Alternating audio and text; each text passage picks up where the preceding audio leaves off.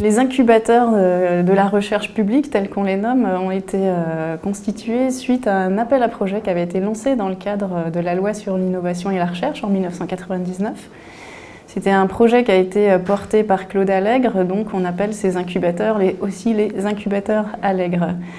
La volonté de l'État, c'était de favoriser le transfert de technologies et donc de pouvoir identifier quels étaient les bons résultats de la recherche et les transformer en projets de création d'entreprise pour intensifier les relations entre la recherche publique et le monde socio-économique.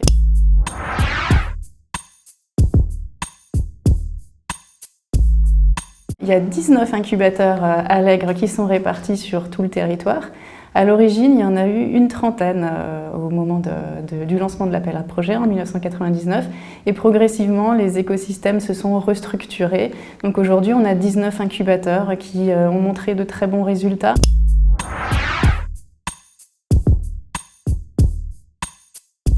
Les projets qui ont été incubés dans ces incubateurs ont un taux de survie plus important que ceux qui ne sont pas passés par ce dispositif d'incubation.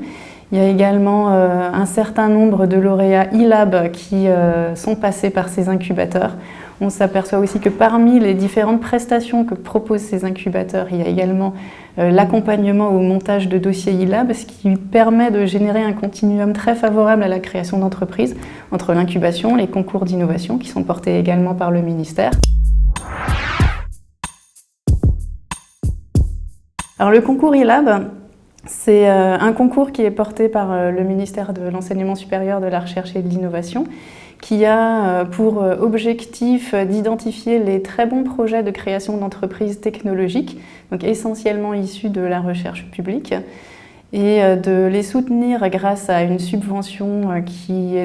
peut être d'un montant assez conséquent, entre 250 000 et 600 000 euros, en fonction de la qualité du projet. Et d'adjoindre à ce financement un panel d'accompagnement avec un mentorat,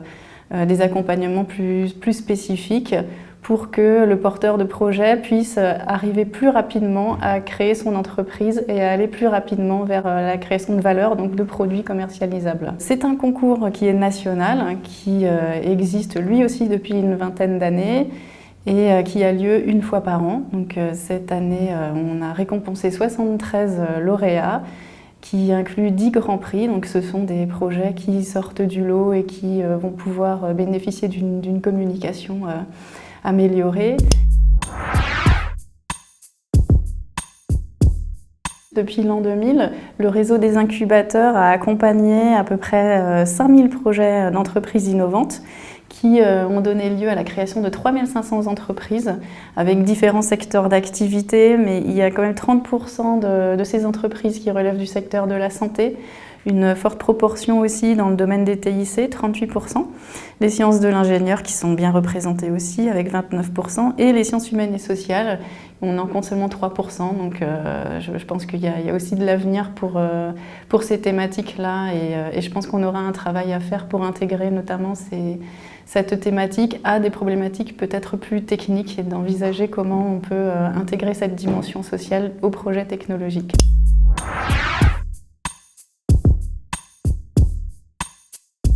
Il n'y a pas de projet, de nouvel appel à projet pour identifier de nouveaux incubateurs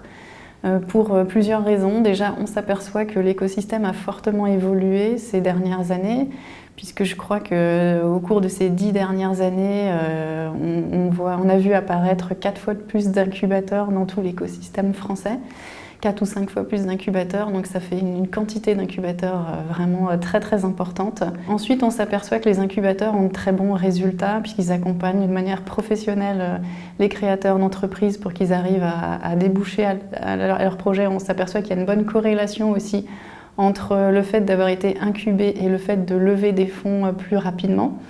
Donc ça, c'est très encourageant.